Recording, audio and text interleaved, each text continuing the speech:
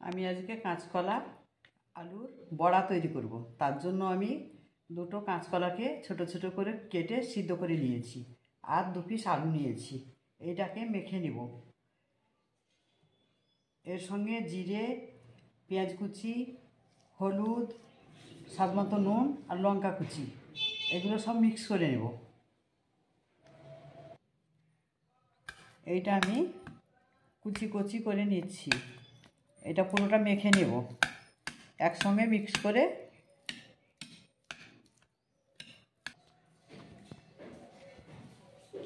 এগুলো আমি সব দিয়ে দিচ্ছি।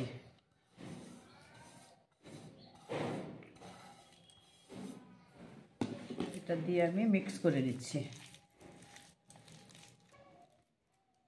এটা আমার মিক্স করা হয়ে গেল। এটা মিক্স করে নিয়েছি। কড়াইটা আমি বসিয়ে দিয়েছি তেল দিয়ে। তেলটা গরম হয়ে যাক। আমি ছোট ছোট করে বড়াগুলো সব তৈরি করে নিলাম। এবার আমি একটা একটা করে ছেড়ে দিচ্ছি।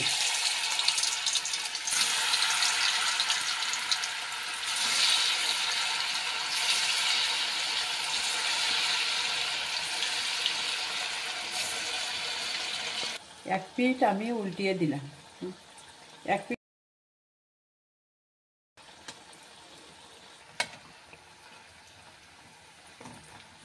বড়াটা আমার হয়ে গেছে। এবার আমি তুলে নিচ্ছি।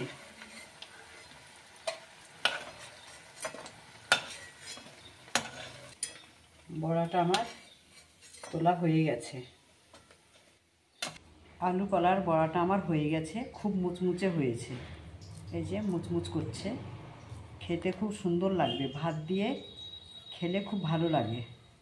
এটা এমনি করে করে খেয়ে দেখবেন, খুব ভালো লাগবে। চ্যানেলটা সাবস্ক্রাইব করবেন।